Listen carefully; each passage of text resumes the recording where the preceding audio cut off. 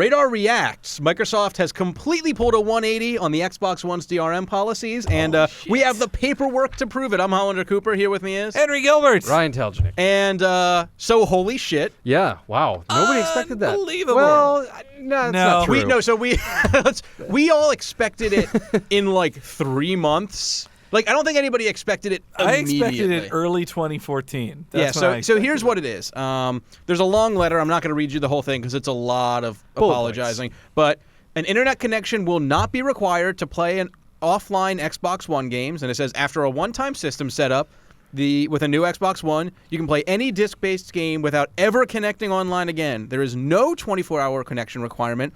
And you can take your Xbox One anywhere you want and play games just like on your Xbox 360. So in other words, that guy that Don Matrick was sort of making fun of, who lives on in a nuclear submarine. In a submarine, you can play Xbox One there now. You can play Rise and fucking yell shields all you want. Other thing, trade in, lend, resell, gift, and rent disc-based games just like you do today. So there's going to be no limitations on using and sharing games. It will work just like it does on the Xbox 360. The negative to that is it pretty much, from what we're hearing, it abandons all of the game sharing systems that were actually going to be built into the system, which sounded super cool. Well, I mean, whereas that sounded nice. Yeah, whereas before games were going to be tied to your Xbox Live account, you could it would run kind of like Steam does on PCs, and you could share those games with your friends.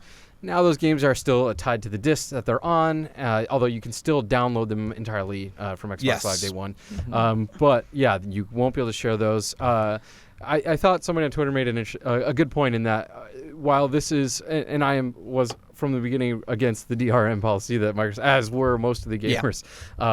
But this does mean that, again, game prices will still be tied to retail. So I think we won't see maybe the sales that we might have potentially seen with the model that had been in place, but I think the bad of the old system outweighed the good. That price point thing always seemed iffy to speculative me. Speculative at best. Well, you like on Steam, everybody goes crazy with the prices. By that, I always felt like that's because Valve is like, price it what you want. But Microsoft has been so stingy on prices for Xbox 360 games that you can buy online that I figured they were not going to be as easy. It felt like part of the reason for that was because they didn't want to burn any bridges with retail. But all of their old systems, the online check-ins, the game sharing through their system and not through stores, felt like they were already trying to burn that bridge. Yeah.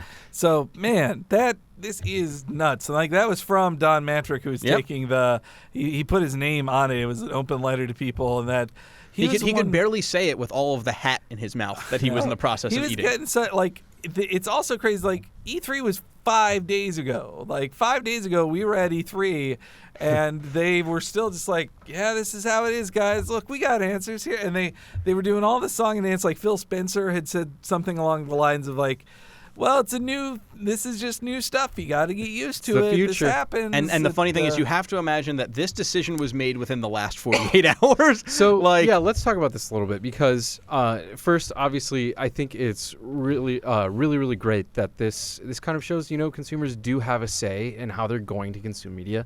That being said, also, there was the showing of the PS4 on Jimmy Fallon Late Show last night, where Henry can tell this story. So this was Mark Cerny brought the PlayStation 4 onto Jimmy Fallon, and Jimmy Fallon, the talk show host on NBC, and Fallon introduced it as like, oh, well, I've heard, the one system plays used games and the other one doesn't.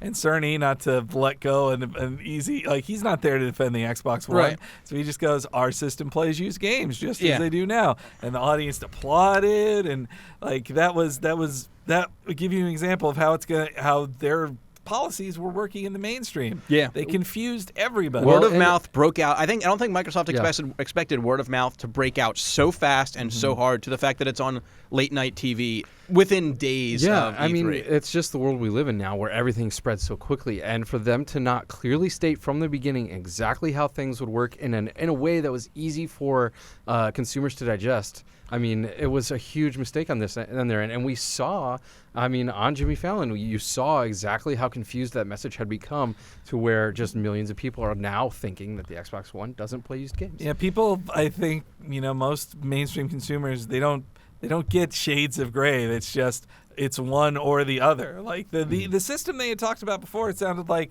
the only used games that were going to be blocked would be up to a third-party publisher to have the balls to block a used and game. game rentals were going to be game game rentals were going to be complete. Dead. Man, imagine the champagne being popped right now at Redbox and I know. GameFly. Yeah. Like, whoa, we won! Just Dodged the spraying it bullet all there. over. Uh-huh. Yeah. 3 more years.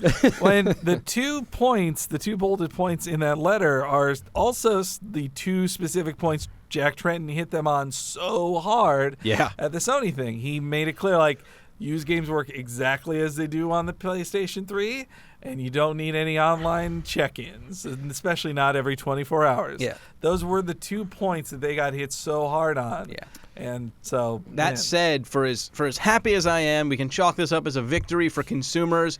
I'm still sort of bummed that the answer that they proposed wasn't sort of like a hybrid of what they were going to do. So they had all these systems they were going to do, like sharing your game with 10 family members, no matter where they were in the country, being able to send someone a digital game, being able to not play, like, or install a game with the disc. Installing a game with the disc and not needing to put the disc in. Those were all great forward-thinking ideas that they have abandoned.